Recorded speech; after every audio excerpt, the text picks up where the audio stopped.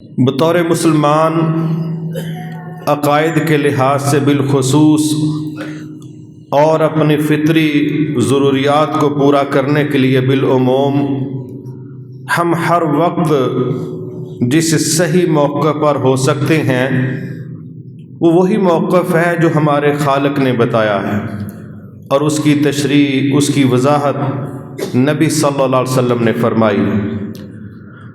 ہمارے ہاں کچھ قوتیں ایسی ہیں جو ظاہری طور پر نظر بھی آتی ہیں، ہمارا نقصان بھی کرتی ہیں۔ ان میں انسان ہونے کے ناطے دوست ہیں، رشتہ دار ہیں، تھرڈ پرسن ہے، معاشرہ ہے، راہ چلتے لوگ ہیں، حاسدین ہیں، کوئی بھی ہو سکتا ہے۔ ایسے ہی دوسری مخلوقات میں سے نظر آنے والی مخلوقات، وہ درندے ہو سکتے ہیں، موذی چیزیں ہو سکتی ہیں، کوئی ایسی مخلوق بھی ہو سکتی ہے جس کو ہم نارمل سمجھیں لیکن وہ نظر آنے کے باوجود بڑی خطرناک ہو۔ لیکن اس دنیا میں ایک ایسی مخلوق بھی ہے، وہ شیاطین کے نام سے جانی جاتی ہے، اور اللہ رب العزت نے ان کا تعارف قرآن میں کروایا، نبی صلی اللہ علیہ وسلم نے حدیث کے ذریعے ان کا تعارف کروایا کہ یہ شیطان کس طرح نظر نہ آ کے انسانوں پر وار کرتا ہے، ان کے دلوں میں وسوسے ڈالتا ہے، ان کو فساد کی طرف لے کے جاتا ہے، ان کو ناشکری کی طرف لے کے جاتا ہے، ان کو اللہ کی نافرمانی کی طرف لے کے جاتا ہے، اور اس کے حملے کہاں کہاں سے کس کس طرح ہوتے ہیں، اور اس کے حملوں سے بچنے کے لیے بھی پھر نبی صلی اللہ علیہ وسلم نے ایسی چیزیں ہمیں سمجھائی ہیں۔ جب ہم ان پر عمل کریں گے تو انشاءاللہ ہمارا رب شیاطین کے شر سے بھی ہماری حفاظت فرمائے گا۔ ایسا ہی ایک موقع ہے صحیح بخاری شریف میں، ابو ہریرہ رضی اللہ تعالی عنہ وہ کہتے ہیں کہ رمضان المبارک میں جو اموال آئے تھے، زکوٰۃ، صدقات، تو ان کا ایک جگہ پر ڈھیر لگا ہوا تھا، تو مجھے سیکیورٹی پر نبی صلی اللہ علیہ وسلم نے متعین کر دیا کہ آپ نے اس مال کی حفاظت کرنی ہے۔ اب رات کو چونکہ میں اسپیشل اس کی نگرانی کرتا، تو ایک رات ایک شخص آیا تو اس نے کوشش کی کہ اس مال میں سے کچھ چوری کر لے۔ کہتے میں نے اس کو پکڑ لیا، اور جب پکڑ لیا تو میں نے کہا میں نے تو تجھے چھوڑنا کوئی نہیں، میں تو تمہیں اللہ کے نبی کو پیش کروں گا کہ تم نے یہ جسارت کیوں کی۔ تو اس نے منتیں کرنا شروع کر دیں، میرے چھوٹے چھوٹے بچے ہیں، میں بھوکا تھا، میرا یہ مسئلہ تھا، فلاں مسئلہ تھا۔ تو اس ترلے منتوں پر ابو ہریرہ رضی اللہ تعالیٰ عنہ کہتے ہیں کہ میں نے اس کو چھوڑ دیا کہ جاؤ تو دوبارہ نہ آنا۔ دوسری رات ہوئی، وہ پھر آ گیا، پھر یہی مسئلہ پیش آیا، تو کہتے ہیں کہ میں نے پھر نبی صلی اللہ علیہ وسلم کو یہ واقعہ سنایا کہ رات اس طرح ایک شخص آیا ہے، اس نے مال میں سے چوری کرنے کی کوشش کی، میں نے اس کو پکڑ لیا۔ اب وہ یہ ترلے منتیں کر کے 2 دفعہ جا چکا ہے۔ تو آپ نے فرمایا کہ ابو ہریرہ وہ پھر آئے گا۔ تو تیسری رات وہی ہوا، وہ پھر آ گیا، انہوں نے پھر پکڑا، پھر وہی ترلے منتیں، خیر انہوں نے چھوڑ دیا۔ تو چوتھی رات آنے سے پہلے پھر نبی صلی اللہ علیہ وسلم نے پوچھا کیا بنا تیرے چور کا؟ وہ کہنے لگے جی رات آیا تھا، اس طرح وعدہ کر کے گیا۔ آپ نے فرمایا وہ پھر آئے گا۔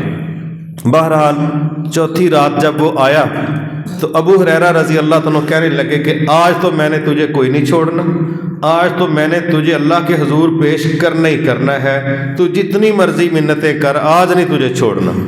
اس نے پھر ایک بات کی، کہنے لگا میں تمہیں ایک ایسا نسخہ بتلاتا ہوں، اگر تم اس نسخے پر عمل کر لو تو تمہارا مال شیاطین سے، تم لوگ شیاطین سے تحفظ میں رہ سکتے ہو، محفوظ رہ سکتے ہو۔ اور ابو ہریرہ رضی اللہ عنہ کہنے لگے چلو بتاؤ وہ کیا نسخہ ہے؟ تو اس نے پھر کہا کہ آیت الکرسی قرآن مجید کی ایک ایسی آیت ہے اگر رات بستر پر لیٹنے سے پہلے آپ اس کو پڑھ لیا کریں تو شیاطین کے شر سے اللہ تعالیٰ تمہیں محفوظ کر دے گا۔ یہ نسخہ شیطان بتا رہا ہے، اور ابو ہریرہ رضی اللہ تعالیٰ عنہ اس نسخے کو سن کے اس کو چھوڑ دیتے ہیں کہ جاؤ بھائی۔ بہرحال صبح نبی صلی اللہ علیہ وسلم نے پوچھا پھر بتاؤ تمہارے چور کا کیا بنا، تمہارے قیدی کا کیا بنا؟ تو ابو ہریرہ رضی اللہ تعالیٰ کہنے لگے کہ رات وہ پھر آیا تھا، لیکن یہ بات وہ بتا کے گیا تو میں نے اس کو چھوڑ دیا۔ اس پر نبی صلی اللہ علیہ وسلم نے فرمایا کہ ہے جھوٹا مگر بات سچی کر گیا ہے۔ اب یہاں سے ہمیں کچھ چیزیں سمجھنے کو ملتی ہیں۔ ایک بات تو یہ ملتی ہے کہ یقیناً ابلیس شیطان اس مقام پر پہنچنے سے پہلے ایک لمبا وقت اس کا فرشتوں کے ساتھ گزرا، وہ بڑے زبردست مقام پر زندگی گزار رہا تھا، لیکن جب اس نے اللہ کی وہ نافرمانی کی جس میں کہا گیا تھا کہ آدم علیہ السلام کو سجدہ کرو، اور اس کے دماغ میں یہ فطور آیا، اس نے حکم نہیں دیکھا، اس نے اپنا آپ جج کرنا شروع کر دیا، اچھا یہ مٹی سے بنا ہے اور میں آگ سے بنا ہوں، یہ نیچے کو جاتا ہے میں اوپر کو جاتا ہوں، تو میں اس کو سجدہ کروں، میں اس کے سامنے جھکوں، میرا تو یہ سٹیٹس ہی نہیں ہے کہ میں اس کے سامنے جھکوں۔ اس نے اپنے سٹیٹس کی کمپیریٹیو سٹڈی کر کے اللہ تعالیٰ کی نافرمانی کی، اس پر آ کے پھر اللہ تعالیٰ نے کہا کہ جاؤ آج کے بعد تم رد کر دیے گئے ہو اور مردود بنا دیے گئے ہو، آج کے بعد تیرا ہمارے پاس کوئی لیول عزت والا نہیں ہے۔ لہٰذا اس مرحلے کے بعد اس نے بھی پوری کوششیں کی کہ میں نے ہر بندے کو ورگلانا ہے، دائیں سے بائیں سے آگے سے پیچھے سے ہر طرف سے آ کے میں تیرے بندوں کو گمراہ کروں گا۔ وہاں اس نے پھر ایک جملہ بولا اللہ کو مخاطب کرتے ہوئے، مگر جو تیرے خالص بندے ہوں گے ان کے متعلق میں ایڈوانس کہتا ہوں کہ ان پر میرا بس نہیں چلے گا۔ اب یہ جو بات وہ بتا کے گیا ہے کہ جو لوگ آیت الکرسی بستر پر لیٹنے سے پہلے پڑھ لیں گے تو شیاطین کے شر سے وہ محفوظ ہو جائیں گے، اور نبی صلی اللہ علیہ وسلم اس کی تصدیق کر رہے ہیں۔ میرے محترم بھائیو، یہاں سے ایک بات یہ بھی سمجھ آ رہی ہے کہ ایک تو بطور مسلمان مرد عورت ہمارے بالغ بچے سب کو چاہیے کہ جس طرح دوسرے دشمنوں سے محفوظ رہنے کے لیے ہم بڑے جتن کرتے ہیں، کبھی ہم ویپن ساتھ رکھتے ہیں، کبھی سیکیورٹی گارڈ ساتھ رکھتے ہیں، کبھی مکان بڑے مضبوط بناتے ہیں، کبھی دیواریں بڑی بلند رکھتے ہیں، کبھی گاڑیاں بلٹ پروف لیتے ہیں، اس سے زیادہ خطرہ جس مخلوق سے ہمیں ہے وہ شیاطین کی مخلوق ہے، اور ان کے شر سے محفوظ رہنے پر غور کرنا، پلان کرنا، محنت کرنا اور ایسی چیزوں کا اہتمام کرنا جس سے ہم اس کے شر سے بچ سکیں، یہ رسول اللہ صلی اللہ علیہ وسلم کی نصیحت بھی ہے، یہ اللہ تعالیٰ کا حکم بھی ہے اور ہماری ضرورت بھی ہے۔ تو اس بنیاد پر ان نسخوں میں سے ایک نسخہ یہ ہے کہ جو شخص رات کو بستر پر لیٹتے ہوئے آیت الکرسی پڑھ لے گا انشاءاللہ اللہ کے وہ تحفظ میں آ جائے گا۔ اور ایک حدیث میں یہ آتا ہے کہ جو شخص بستر پر لیٹتے ہوئے آیت الکرسی کو پڑھ لیتا ہے اللہ کی طرف سے ایک فرشتہ بطور نگران بطور سیکیورٹی گارڈ وہاں پر تعینات کر دیا جاتا ہے جو ساری رات اس بندے کی حفاظت کرتا ہے۔ لہٰذا یہ چیزیں جو ہمیں صحیح احادیث سے ملتی ہیں، ہمیں جس طرح راتوں کو دروازے لاک کرنا بسم اللہ پڑھ کے، یہ اللہ کے نبی کا طریقہ ہے اور آپ نے سمجھایا ہے کہ جن گھروں کے دروازے بسم اللہ پڑھ کے لاک کیے جاتے ہیں شیطان اس گھر میں نہیں رہتا۔ اسی طرح جو کھانے بسم اللہ پڑھ کر کھائے جاتے ہیں ان میں شیطان شریک نہیں ہوتا۔ ایسے ہی بستر پر لیٹ کے ہماری یہ کوشش کرنا کہ ہم آیت الکرسی کا اہتمام کریں تاکہ ساری رات اللہ کا ایک فرشتہ ہماری حفاظت کرے، ہمارے بچوں کی کرے، ہماری فیملی کی کرے، ہمارے سامان کی کرے۔ اس کی کوشش ہماری ہونی چاہیے کیونکہ یہ طریقہ یہ بات بیان کی ہے رسول اللہ صلی اللہ علیہ وسلم۔ ایک اس میں یہ چیز ہے کہ جب بھی ہم رات کو سوئیں کہیں پر بھی ہم نے دیکھا ہے کہ جب بندہ اپنے آپ کو کرتا ہے نا محفوظ محسوس کرتا ہے پھر وہ بڑی تھوڑی دعائیں کرتا ہے۔ ہمیں بعض اوقات مواقع ملتے ہمارے کچھ کام ایسے ہوتے تھے جو جنگلوں کے متعلق تھے، پہاڑوں کے متعلق تھے، تو ہمیں یاد اچھی طرح جب ہم ان جنگلات میں سفر کرتے، پہاڑوں پر سفر کرتے، جہاں پتہ ہی نہیں ہوتا کہ اگلا پاؤں کہاں پڑے گا، جہاں سمجھ ہی نہیں آتی کہ یہاں کون سا درندہ ہو سکتا ہے، نظر ہی کچھ نہیں آ رہا، 1.5 فٹ سے بندہ نظر نہیں آتا، ہم بعض اوقات سفر کرتے تو ہم محسوس کرتے کہ اگلے بندے کے پاؤں کو ہمارے پاؤں سے ٹھوکر لگی ہے تو پتہ چلا کہ آگے بندہ چل رہا ہے، ورنہ نظر نہیں آتا تھا۔ تو وہ جو جملے تھے نا کہ ہاتھ کو ہاتھ سجھائی نہیں دیتا، تو وہ ان جنگلات میں سمجھ آتی ہے کہ جب واقعی ایک بندہ 1.5 فٹ کے فاصلے پر ہے، نظر نہیں آ رہا، ہلکی آہٹ اور آواز کے ساتھ جج کیا جاتا ہے اور آنکھوں کے مقابلے میں کان زیادہ کام کرتے ہیں، تو ایسی جگہوں پر پھر بڑے ذکر منہ میں آتے ہیں، پھر ہر قسم کی ذکر بندہ بولتا جاتا ہے، پڑھتا جاتا ہے، وہ دوسروں سے پوچھتا ہے کہ اور کیا پڑھوں، یہاں پر محفوظ رہنے کے لیے اور کیا ہو سکتا ہے۔ لیکن جب ہم اپنے آپ کو ظاہراً سیکیور محسوس کرتے ہیں، پھر ہماری دعاؤں میں کمی آ جاتی ہے، پھر ہمارا وہ رویہ نہیں رہتا کہ بھئی اب بھی ہمیں اللہ کی مدد کی ویسے ہی ضرورت ہے، حالانکہ جتنا مرضی سیکیور مقام ہو، اللہ تعالیٰ کے تحفظ کے بغیر کوئی جگہ سیکیور نہیں ہے۔ تو ایک تو اس کا ہمیں اہتمام کرنا چاہیے، ہماری خواتین کو، ہماری بچیوں کو، بچوں کو، اور دوسری چیز سے سمجھنے والی بڑی اہم یہ ہے کہ بعض اوقات ہمارے معاشرے میں ایک عجیب سا سوال اٹھتا ہے کہ فلاں بندہ، میں تو اس کی بات کو سننا پسند نہیں کرتا، قبول نہیں میں نے کرنا، کیونکہ وہ ایسا بندہ ہے ویسا بندہ ہے۔ میرے محترم بھائی، میں نے چند دن پہلے بھی آپ کو ایک کسی بندے کی رائے بتائی تھی کہ ایک شخص میرے پاس بیٹھا تو کہنے لگا کہ بھئی آج کل علماء کی بات وہ پہلے والی تاثیر نہیں رہ گئی، بڑی چینج آ گئی ہے، اب ہم نہیں دیکھتے کہ علماء کی وجہ سے لوگ بدلتے ہوں۔ بہرحال اس کی ایک اپنی رائے تھی۔ میں نے اس کو گزارش کی کہ بھئی اگر 15 علماء کو آپ سنتے ہیں اور کسی کی بات بھی تیرے دل پر اثر نہیں کرتی، تو اب اس میں علماء کا قصور نہ نکالیں، اب اپنے دل کی زرخیزی چیک کریں۔ چلو ایک خراب ہے، 2 خراب ہے، میں کہتا ہوں 14 کی ٹیم کا ہی بیڑا غرق ہو گیا، کوئی ایک تو بندہ ہوگا نا کہ جو اللہ کو راضی کرنے کے لیے تمہیں کوئی خیر کی بات بتا رہا ہے۔ تو اس پر یہ زیادہ غور کرنے والی بات ہے کہ اگر تمہارے دل پر کسی کی بھی بات اثر نہیں کر رہی، تو پھر اپنے زمین، اپنا دل، اس کی زرخیزی، اس کی نرمی، اس کو چیک کر لو، کہیں زنگ نے وہ حالت تو نہیں کر دی کہ جو بندہ بھی قرآن و حدیث پڑھے گا آپ کو اس کا پر کوئی اچھا اثر نہیں پڑے گا۔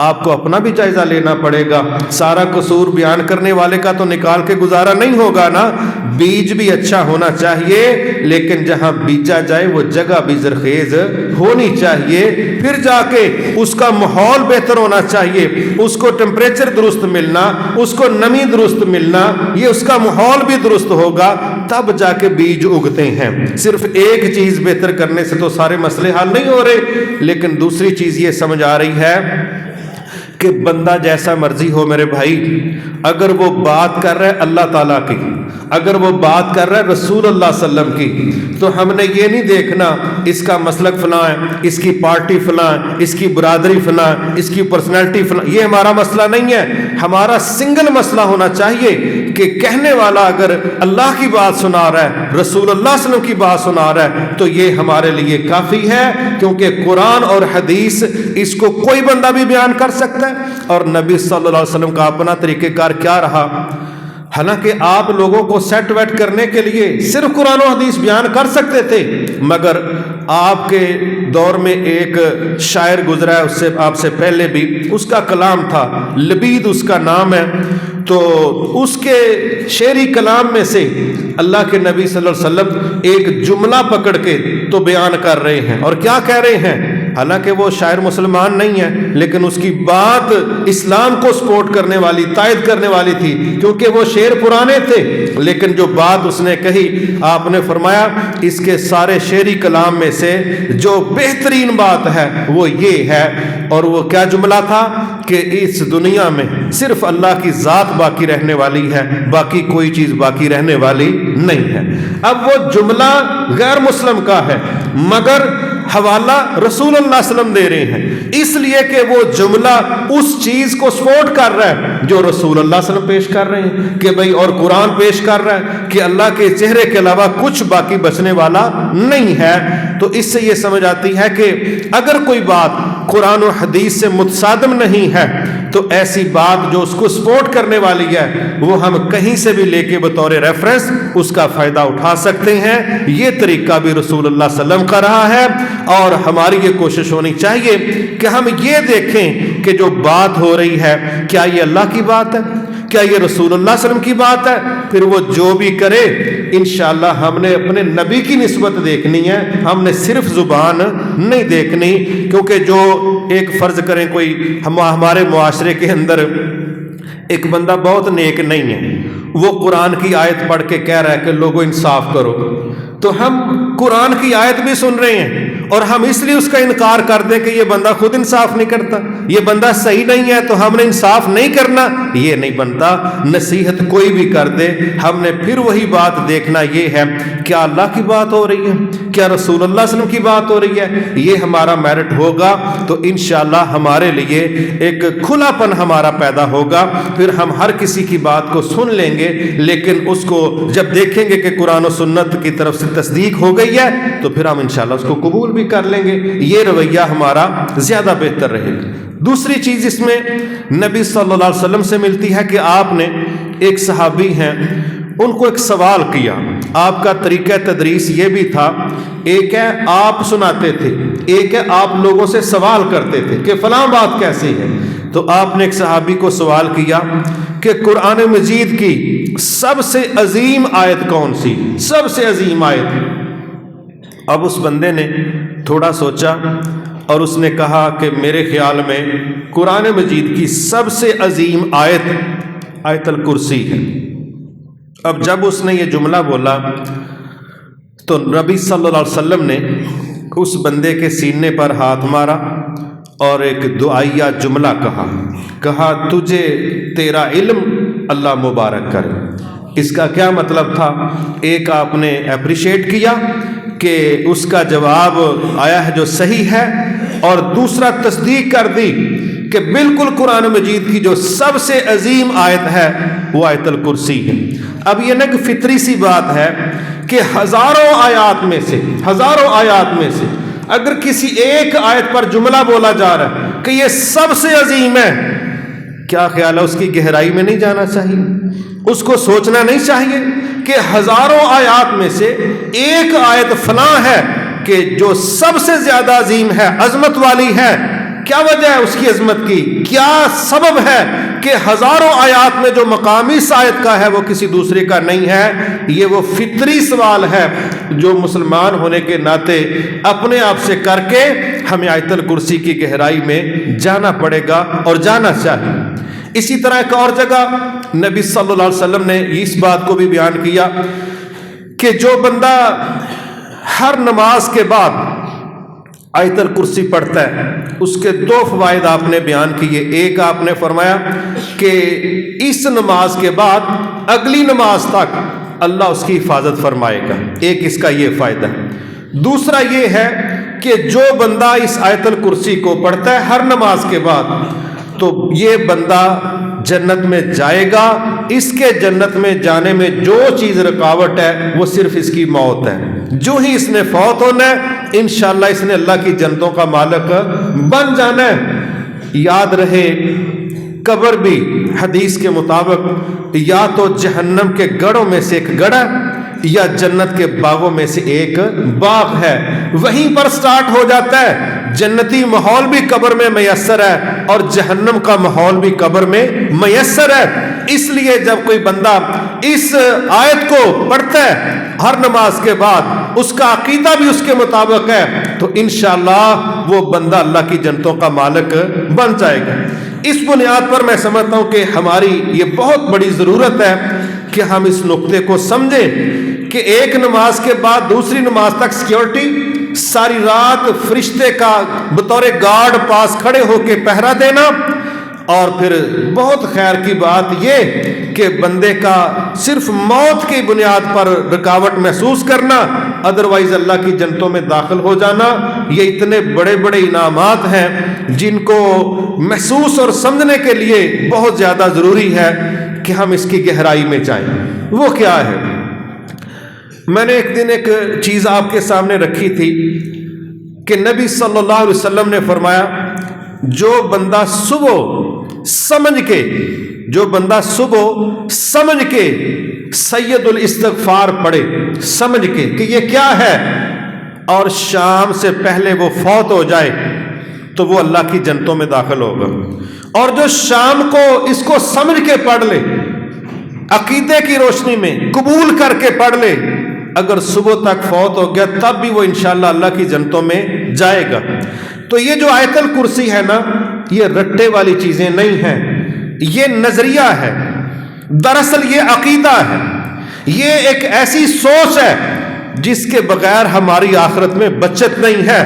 اور بار بار جب ہم اس آیت الکرسی کو پڑھ رہے ہیں، ہم ایک ایسے عقیدے کا اظہار کرنے جا رہے ہیں جو کل قرآن کی ریکوائرمنٹ ہے، جو 30 پاروں کا مطالبہ ہے کہ تم نے اپنے نظریے کو اللہ کے متعلق کس طرح کا بنانا ہے۔ اس آیت الکرسی میں وہ ساری باتیں سمجھائی گئی ہیں، اور اللہ کے علاوہ دوسروں کی طرف تم نے بطور رب قبول نہ کرنے کا جو رویہ اختیار کرنا ہے، اس کے دلائل کیا ہیں، اس کی وجوہات کیا ہیں، یہ سارا کچھ اللہ تعالیٰ نے اس آیت الکرسی میں سمجھایا ہے۔ میرے محترم بھائیوں، ایک چیز سمجھیے کہ اس دنیا میں سب سے قیمتی متاع ایمان ہے، اور ایمان کے اندر جو چیز سب سے اوپر والے لیول پر ہے وہ عقیدہ توحید ہے، اور اس کی دلیل خود نبی صلی اللہ علیہ وسلم نے دی۔ مثال کے طور پہ جب ہم قرآن مجید کو بھی پڑھتے تو وہاں پر بھی ہمیں کامیاب ترین جو لوگ ہیں ان کی سب سے پہلی خوبی سورۃ العصر میں کیا نظر آتی ہے؟ الا الذین آمنوا۔ کسی بھی شخص نے اگر کامیاب ہونا ہے، اس کی سب سے پہلی شرط یہ ہے وہ ایمان والا ہو۔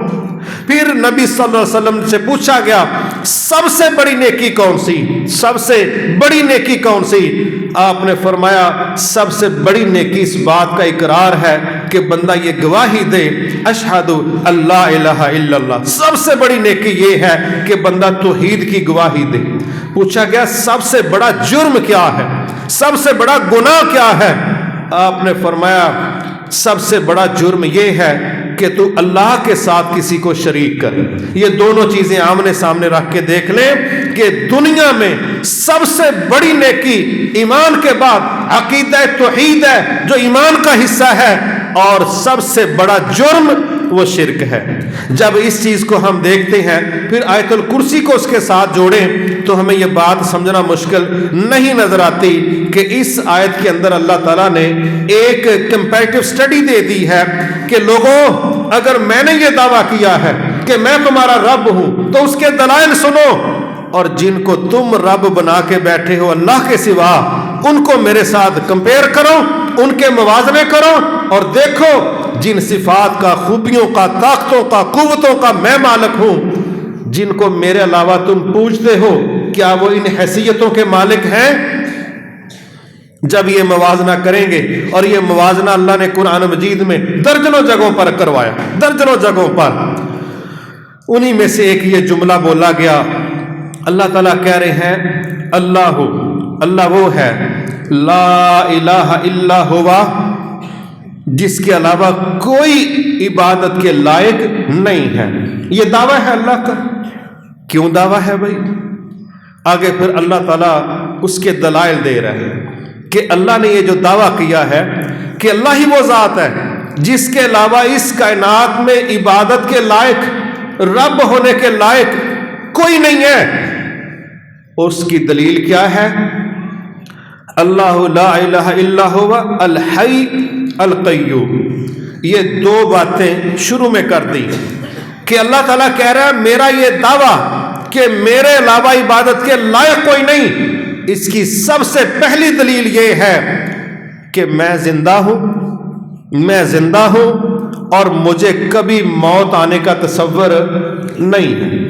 میرے بھائی، قرآن مجید اس بات پر گواہ ہے کہ اس دنیا میں جو کچھ ہے اس نے موت کا ذائقہ چکھنا ہی چکھنا ہے، اس نے موت کے گیٹ سے گزرنا ہی گزرنا ہے۔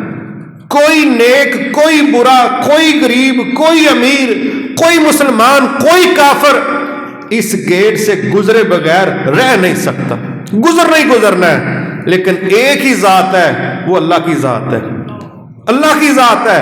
اب یہ پہلا سوال ہے کہ دنیا میں جن کو بطور رب پوجا گیا یا آج ان کی پرستش کی جا رہی ہے، کیا کوئی وجود، کوئی مخلوق، کوئی ہستی، کوئی شخص ایسا ہے جو یہ دعویٰ کرے کہ اللہ کی طرح یہ بھی مستقل ہے، یہ بھی ابدی ہے، یہ بھی ازلی ہے؟ ایسا اللہ کے علاوہ کوئی دوسرا وجود کائنات میں ہے ہی نہیں۔ کیا خوبصورت جملہ ایک حدیث میں بیان کیا۔ اللہ تعالیٰ فرماتے ہیں، اللہ کے نبی صلی اللہ علیہ وسلم نے فرمایا، اللہم انت الاول فلیس قبلک شیء وانت الآخر فلیس بعدک شیء وانت الظاہر فلیس فوقک شیء وانت الباطن فلیس دونک شیء۔ یا اللہ، سب سے اول آپ ہیں، ایسے اول ہیں کہ آپ سے پہلے کچھ بھی نہیں، سب کے بعد بھی آپ ہیں، ایسے آخری ہیں کہ آپ کے بعد بھی کوئی نہیں۔ یا اللہ، ظاہر بھی آپ ہیں، باطن بھی آپ ہیں، آپ کے اوپر بھی کوئی نہیں، آپ کے علاوہ بھی کوئی نہیں۔ یہ عقیدہ ہے مسلمان کا جو نبی صلی اللہ علیہ وسلم نے سمجھایا۔ تو یہ پہلی چیز ہے کہ اللہ کی ذات وہ ذات ہے جو زندہ ہے، اس کو کبھی موت آنے کا تصور نہیں ہے۔ اور دنیا میں تو ایسے بھی جاہل ہیں، زندگی تو بڑی دور کی بات، جن کے اندر زندگی والی بات ہی کوئی نہیں۔ کسی نے تانبے کے، پیتل کے، لکڑی کے، مٹی کے، جو مٹیریل کسی کو ملا اس نے اسی کا خدا بنا کے ہوم سروس کے طور پہ اپنے گھروں میں اس کو فٹ کر لیا۔ یہ چلتا رہا۔ مکہ میں تو ایک ایسا موقع بھی آیا کہ کچھ لوگوں نے آٹے کا بت بنا کے رکھا ہوا تھا۔ ورائٹی ہے نا لوگوں کے پاس، جتنی مرضی بنا لو۔ اور جب ان کو بھوک لگی تو دیکھا کھانے پینے کے لیے کچھ نہیں، باہر بھی کوئی نہیں دیکھ رہا، تو انہوں نے خدا کا ہی بندوبست کر دیا کہ جناب آج آٹا نہیں تو پھر آ جائے دہی رگڑا کڈو۔ تو یہ چلتا ان کے ہاں، یہ بہترین لکڑی ہے جی، یہ بہترین لوہا ہے جی، یہ فلاں، یہ بڑا مٹیریل ہے، بڑی ورائٹی ہے۔ دنیا کے اندر ایک ہی اللہ ہے، اللہ کے علاوہ کوئی دوسرا معبود نہیں ہے۔ یہ جو دنیا نے جہالتیں شروع کی ہیں، اس کی کوئی گنجائش اسلام میں نہیں۔ پھر آ کے اللہ نے ایک بہت بڑی بات کی ہے زندہ ہونے کے بعد، کہ ایک تو اللہ کی صفت ہے کہ وہ زندہ ہے، اور دوسرا ہے القیوم۔ اسی آیت میں اللہ تعالیٰ کو کسی کے سہارے کی کوئی ضرورت نہیں۔ واللہ دنیا کے اندر کوئی وجود ایسا نہیں ہے جو کہہ سکے کہ میں انڈیپینڈنٹ ایسا ہوں، مجھے زندگی میں کبھی بھی کسی موڑ پر کسی کے سہارے کی کوئی ضرورت نہیں۔ یہ صرف اللہ کی ذات ہے جس کو کسی کے سہارے کی کوئی ضرورت نہیں ہے۔ لیکن بڑی حیرت ہوتی ہے کہ انسان کس طرح اپنے آپ کو قرار دے کہ مجھے تو کسی کے سہارے کی کوئی ضرورت نہیں۔ میرے محترم بھائیوں، اس دنیا کے اندر ہر ہستی، ہر ذات، اس کو زندگی کے کسی موڑ پر سہاروں کی ضرورت پڑتی، ہر موڑ پر، مگر نہیں کسی کو سہارے کی ضرورت پڑتی، وہ صرف اللہ کی ذات ہے، صرف اللہ کی ذات ہے۔ اللہ اکبر! کیا اللہ کے علاوہ جن کی پرستش کی جا رہی ہے، کیا واقعی ان کو کبھی سہاروں کی ضرورت نہیں پڑی؟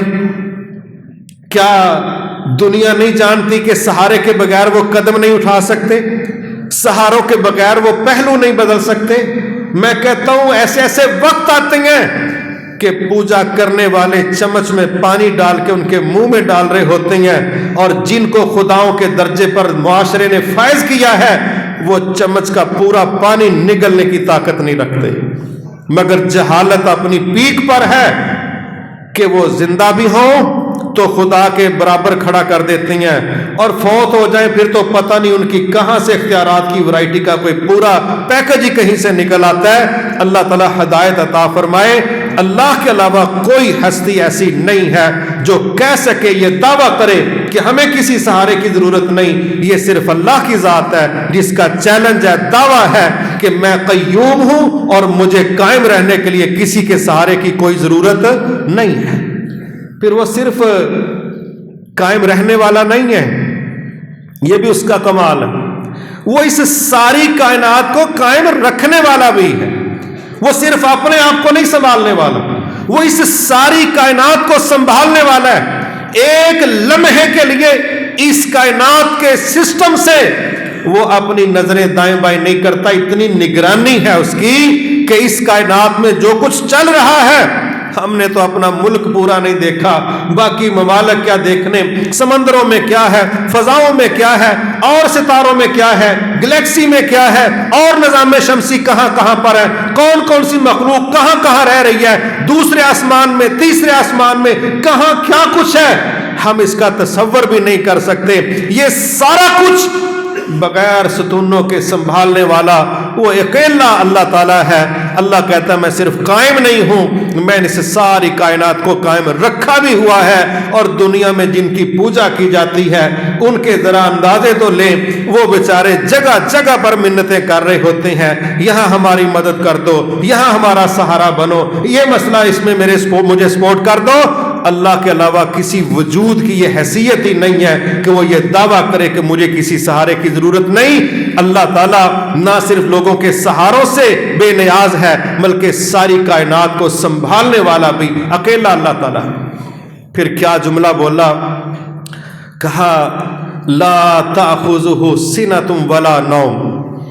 میں نہیں کہہ رہا کہ میں تمہارا رب ہوں، اصلی رب ہوں، حقیقی رب ہوں، میں ہی وہ ہوں جس کے علاوہ کوئی رب نہیں ہے۔ وہ کہہ رہا ہے کہ میرا دعویٰ ہے مجھے اونگ نہیں آتی، مجھے اونگ نہیں آتی۔ پھر کہا اونگ تو دور کی بات، مجھے تو نیند نہیں آتی۔ جب نیند نہیں آتی، اونگ نہیں آتی، ذمہ داری کا یہ وہ لیول ہے جو کائنات میں اللہ کے علاوہ کوئی دوسرا پیش نہیں کر سکتا۔ اب دیکھیں نا، آپ کسی سے کوئی توقع رکھتے، اور جس سے توقع رکھتے ہیں وہ جب آپ جائیں وہ کہیں کہ حضرت صاحب ذرا آرام کرن ڈے، وہ آرام کرن ڈے نے باہر ساڈے تے مصیبت بنی دی، وہ نے تسی سویرے آ جائے، سویر تک مصیبت بھی مک جاندی تے بندہ بھی مک جاندا۔ تو ہم کیوں نہ ایک ایسے در پر جائیں کہ جو 24 گھنٹے 365 دن، سارا سال، ساری زندگی، نسل در نسل لوگ ختم ہو جائیں گے، لیکن ہمارا رب کبھی اونگ بھی نہیں لے گا۔ جو اس سے جڑا رہے گا، اس کا رابطہ اس سے رہے گا، جو مسئلے وہاں پر حل ہونے ہیں، جو سروسز وہیں پر مل جانی ہے، اللہ کے علاوہ دنیا میں کسی دوسری جگہ پر وہ سروسز میسر آنے کا تصور نہیں ہے۔ جو اونگ نہیں لیتا اس نے سونا کہاں، اور جس نے سونا نہیں ہے، جتنی ذمہ داری وہ نبھا سکتا ہے اتنی ذمہ داری 11 گھنٹے سرکار سونے والی نبھا نہیں سکتے، پلے بھی کچھ نہیں ہے۔ اور پھر کمزوریاں ہیں، انسان ہے، فطری مسئلے ہیں، لیکن دنیا عجیب جہالت دکھاتی ہے کہ ان کو اللہ کے مقابلے میں شریک کر دیتی ہے کہ جو اللہ نہیں دے سکتا وہ ان سے لے لو۔ سبحان اللہ، انہاں نوں گھر والے بھاویں دوجی واری سالن نہ دیندے ہون تے تسی انہاں کول بڑا کچھ لے لو۔ یہ دنیا کی جہالتیں ہیں۔ اللہ کے علاوہ کسی کی یہ حیثیت نہیں ہے کہ وہ یہ دعویٰ کرے کہ مجھے نیند نہیں آتی، مجھے اونگ نہیں آتی۔ یہ اللہ کی ذات ہے کہ جو پوری کائنات کو سنبھالنے میں اتنی ذمہ داری کا مظاہرہ کرتی ہے کہ اتنی ذمہ داری کا مظاہرہ ہم اپنے گھروں میں نہیں کر سکتے۔ ہمیں اپنے گھروں میں نہیں پتا ہوتا، ساتھ والے کمرے میں نہیں پتا ہوتا بچے کیا دیکھ رہے ہیں، کیا کر رہے ہیں۔ جتنا مرضی کوئی نیک ہو، یہ باتیں ہی ہیں کہ جی فلاں کو سمجھ آ گئی، کوئی جرنل کوئی تکا لگ جائے تو لگ جائے، ادروائز جو معلومات اللہ کی اور جو نگرانی اللہ کی ہے وہ کسی دوسرے کی نہیں ہے۔ لہٰذا کتنا ہی اچھا ہو کہ ہم اس چیز کو بڑا غور سے دیکھیں کہ میں یہ بات مان جاؤں کہ میرا رب اس مقام پر ہے جس مقام پر کوئی دوسرا پہنچ ہی نہیں سکتا۔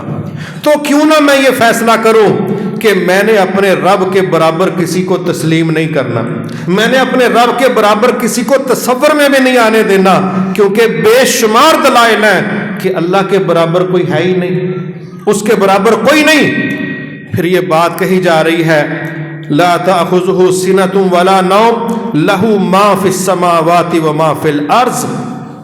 سبحان اللہ، آج بڑے یارانے دوستیاں ظاہری مفادات کی وجہ سے بھی لگتی ہیں، بڑے تعلقات بنتے ہیں کہ مجھے اس سے کیا ملے گا۔ اس کائنات میں سب سے زیادہ وسائل کی مالک ہستی اور سب سے سخی ہستی وہ اللہ تعالیٰ کی ہستی، ایسی ہستی ہے اس سے نہ مانگو تو غصہ کر جاتا ہے، مانگو تو خوش ہوتا ہے۔ اور اللہ کے علاوہ کوئی جتنا مرضی باتیں کرنے والا ہے، آپ ہفتے میں 3-4 چکر لگا دیں، پھر جناب کی کرامت آپ کو اس کی پیشانی سے ہی سمجھ آ جائے گی کہ میں تیرے واسطے سارا کچھ رکھیا، تو ٹھیکہ ہی لے لیا، تو ویلا نکما اتنے ہی پہنچو تریاں، جا کو اپنے ہتھی کر کے کھا۔ وہاں آپ کو وہ چیزیں میسر نہیں آ سکتی، وہ ان کے پلے ہے نہیں جو کائنات کے خالق مالک رازق کے پاس ہے۔ کتنی بڑی ہے اس کی کائنات، اور دو ٹوک کہا جا رہا ہے لہو ما فی السماوات و ما فی الارض، زمین و آسمان میں جو کچھ ہے یہ اللہ کے علاوہ کسی کی ملکیت نہیں ہے، کسی کی اتھارٹی نہیں ہے، یہ سب اللہ کے اختیار کے اندر ہے۔ حیرت والی بات ہے، جس کی بادشاہت کا یہ دائرہ کار ہے کہ زمین و آسمان میں اس کی بادشاہت ہے، آپ اندازہ کریں ہم اس کو چھوڑ کے مٹی کے بنے انسانوں کے پیچھے جب ذلیل ہوتے ہیں تو سمجھ آتی ہے کہ واقعی مشرک ہونے کے لیے بندے کا بے وقوف ہونا بڑا ضروری۔ کہاں رب کی ذات، کہاں اللہ کی ذات، کہاں مٹی کا بنا انسان، اور وہ بھی جگہ جگہ پر مجبور، اور ہم رب کے مقابلے میں جب ان کو کھڑا کرتے ہیں، اس کا مطلب ہے پھر ہمارے اوپر والے حصے میں سوائے ہیئر سٹائل بنانے کے کوئی خاص چیز اندر نہیں ہے۔ اللہ تعالیٰ اس میں ایمان، ہدایت اور عقیدہ توحید داخل کرے۔ پھر ایک جملہ کہا کہ یہ صرف آج کی باتیں نہیں ہم کر رہے، قیامت بہت بڑا مسئلہ ہے جس پر مسلمانوں میں ایک بڑی تعداد، بعض کفار میں جس طرح ایک گندے عقیدے چلتے ہیں کہ ہمارے لیے تو رکاوٹ ہی کوئی نہیں، ہمارے تو راستے کلیئر ہیں، ہم تو جنتوں میں اڑتے پہنچ جائیں گے۔ مسلمانوں کے اندر بھی شفاعت کے نام سے بعض لوگوں نے ایسے ایسے قصے گڑے ہوئے ہیں، ایسے ایسے قصے۔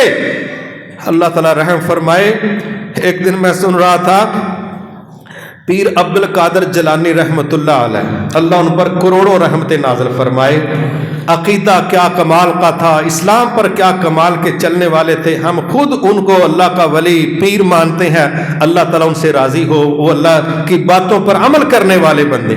میں ضرور دعوت دوں گا، آپ ان کی کتاب غنیت الطالبین موقع ملے تو ضرور پڑھیں۔ آج ان کے نام پر بر صغیر میں جتنی کہ دکانداری ہوتی ہے نا واللہ، بندہ حیران ہو جاتا ہے کہ یار تمہارا اپنا برانڈ تو ہے ہی نہیں۔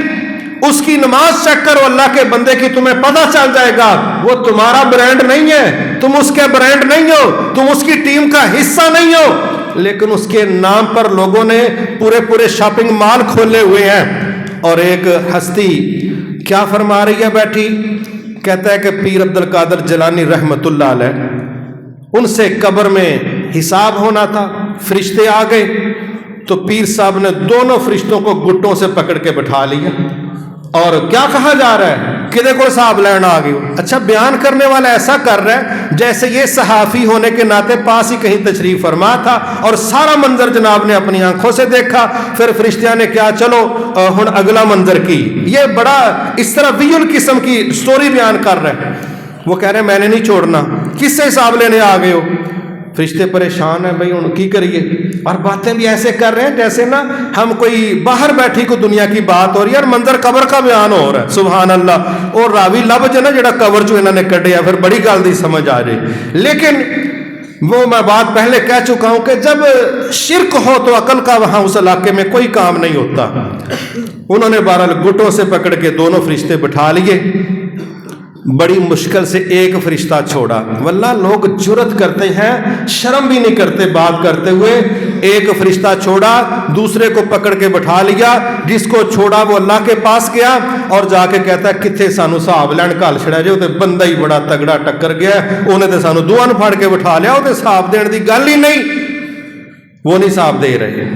नौज़ुबिल्लाह। वहाँ एक ने तो ये जुमले बोले कि अल्लाह ताला कहने लगे चलो मैं करना वा गल, इंज जिवें नौज़ुबिल्लाह कोई मजबूर, कोई कमज़ोर कि भाई खोरे मेरी भी मन्ने कि ना मन्ने। ठीक है, क्या क्या हालतें हैं बात करने की। तो बहरहाल भाई वो फरिश्ता दोबारा वापस आया और डील देखें क्या हुई। अब्दुल कादिर जिलानी रहमतुल्लाह अलैह की डील, नौज़ुबिल्लाह, इतना अल्लाह का नेक वली बंदा और उससे मंसूब क्या कर दिया। डील ये तय पाई कि इस फरिश्ते को हम इस बुनियाद पर छोड़ रहे हैं, आज के बाद जितने मेरे मुरीद बनेंगे किसी का हिसाब नहीं होगा, हर बंदा डायरेक्ट जन्नती होगा। इस डील पर फरिश्ते को छोड़ रहे हैं, वरना असा बंदा छड़ना कोई नहीं। सुभान अल्लाह। अब यहां पर एक बड़ी टीम ऐसी है, मैं कहता हूं अगर वो अपने पीर की नमाज पढ़ लेना, वल्ला उनको समझ आ जाएगी कि ऐसी केड़ी गली च बड़ियां, ना गां जान जोगे ना पछां रहन जोगे। अकीदा उनका तौहीद वाला, नमाज उनकी सुन्नत वाली, अमल उनके सुन्नत वाले, और उनका नाम मिस यूज किया जा रहा है रोटी कपड़े और मकान के लिए। तो कुरान में अल्लाह ताला ने एक बड़ी सख्त बात कही है इस आयत में, कहा मन जल्लज़ी यशफ़उ इंदहु इल्ला बिइज़्निह। तुम ब्लैकमेल करने की बातें करते हो, तुम मनवाने की बातें करते हो और तुम डीलिंग की बातें करते हो। किसी की जुर्रत नहीं है कि जब तक मुझसे इजाजत ना ले ले वो दरखास्त पेश नहीं कर सकता। दरखास्त देने से पहले भी उसके लिए लाजम है कि मेरी मुझसे वो इजाजत ले कि ये दरखास्त है। दरखास्त में क्या है, ये बात की बात है, किसी की जुर्रत नहीं है वो मेरी इजाजत के बगैर अपील कर सके। और हदीस में ये नक्शा है, क़यामत को लोग सारे नबियों के पास जाएंगे, कहेंगे अल्लाह से बात करें, सिफारिश की नहीं, सिर्फ इतनी बात का हिसाब शुरू हो जाए। हिसाब शुरू करने के लिए कहेंगे हर नबी को जाके आप अल्लाह से बात करें, सिर्फ हिसाब शुरू हो जाए, क्योंकि जितना सख्त दिन है ये गुजारा नहीं जा रहा। कोई नबी जुर्रत नहीं करेगा अल्लाह ताला से इतनी बात करने की कि हिसाब शुरू कर दिया जाए। अभी बख्शिश के दावे, वादे, पैकेजेस, किसी पर कोई बात नहीं है। आखिर में आएंगे नबी सल्लल्लाहु अलैहि वसल्लम के पास, फिर अल्लाह के नबी वो अल्लाह की तरफ रुजू कर रहे हैं और हदीस में आता है कि अल्लाह ताला अपने नबी को कुछ कलिमात खुद सिखाएंगे। अल्लाह के नबी फिर अल्लाह की इजाजत से सर सजदे में रखेंगे, फिर वो अल्लाह से मांगेंगे। इस प्रोसेस के बाद अल्लाह ताला फरमाएंगे सर उठाइए, हम आपको इतना देंगे कि आप राजी हो जाएंगे। लेकिन इससे पहले कि बंदे बाहर कटो जी, बंदे एयरपोर्ट तो गां गुजारो, बंदे पुलिस रात तो गां कटो, है बड़ा सेक है, इतने मौसम सही नहीं, बंदे जन्नत वाड़ो, ये किसी की जुर्रत ही नहीं। ये दुनिया के किस्से कहानियां, ये कब्रों की स्टोरियां खुद साख्ता तौर पर तैयार करके लोगों को अपने डेरों के साथ जोड़ने के लिए सारे किस्से बनाए गए हैं। अल्लाह कहता है मन जल्लज़ी यशफ़उ इंदहु इल्ला बिइज़्निह, शफाअत करने की किसी की जुर्रत नहीं है जब तक पहले मुझसे इजाजत ना ले ले। और यहाँ ऐसे ऐसे पैकेजेस पेश होते हैं कि इजाजत लेनी किन्ने में, अभी तो दुनिया जी कोटा तय करके आउन रहे हैं। जहालत की कोई हद होती है। लिहाजा इस आयत को हमें बतौर अकीदा समझना चाहिए, बतौर इसको सिस्टम समझना चाहिए, बतौर नजरिया समझना चाहिए। और आखिर में इसमें एक बड़ी खूबसूरत बात की गई। अल्लाह कहते हैं वला यऊदुहु हिफ्ज़ुहुमा, ये जो जमीन और आसमान कायनात सारा हम इसको चला रहे हैं, इसकी हिफाजत, इसकी निगरानी, इसको चलाना, संभालना, अल्लाह कहता है कभी भी मेरे लिए थकावट का बायस जो इतनी बड़ी कायनात चलाता और थकता नहीं है। और दूसरी तरफ बड़ी बड़ी हस्तियां वो एक तकरीर कर लेना तो तकरीर के बाद उनको 10 बंदे पकड़ के जब बैठाते हैं, फिर गिट्टे गोटे दबाते हैं, फिर मशरूबात पेश किए जाते हैं और क्या कहा जाता है, हजरत साहब ने घंटा गुफ्तगू की थी, कोई 12 घंटे का लेंटर पा के आ गए ने घंटा गुफ्तगू की है, इन्हें जोगा नहीं कि घंटा गुफ्तगू कर ले, तो ही तो ये रब दे बराबर डिमांडा रखन डे हो। इसके तो पल्ले ये नहीं है कि ये मजीद घंटा खड़ा हो सके और आप इससे वो तलब रखते हो जो रब देने पर कादर है, तो समझ नहीं आती کہ جو گھنٹہ ڈیڑھ اپنی ٹانگوں پر کھڑا نہیں رہ سکتا وہ اس کائنات کو کیا سنبھالے گا؟ اور جو کائنات کو سنبھالنے والا ہے اس کو چھوڑ کے جب آپ اس مٹی کی تھکی ہوئی مخلوق کو سجدے کرو گے تو خود سوچ لو کہ تمہارا انجام اور نتیجہ کیا نکلے گا۔ کیا رب کے مقابلے میں کوئی دوسرا اس لیول پر آ سکتا ہے؟ جب یہ رب نے کہا وَلَمْ يَكُنْ لَهُ كُفُوًا أَحَدٌ، اس کائنات میں میرے جوڑ کا کوئی نہیں، بطور مسلمان ہمیں اس عقیدے کو مان جانا چاہیے کہ اللہ کے برابر آنے والا کوئی نہیں ہے۔ اس عقیدے پر رہیں گے، اس آیت کو یہ سوچ کر پڑھیں گے، انشاءاللہ پھر یہ لا الہ الا اللہ کا نظریہ یہ ہمیں جنتوں کا مالک بھی بنائے گا، شیاطین کے شر سے بھی بچائے گا، دنیا میں ذلتوں والے نظریات سے بھی بچائے گا، اور حقیقت پر مبنی نجات جو قرآن و حدیث کی طرف سے سرٹیفائیڈ ہے اسی پر ہمیں چلنے کا موقع انشاءاللہ ہمارا رب عطا کرے گا۔ وما توفیقی الا باللہ العلی العظیم۔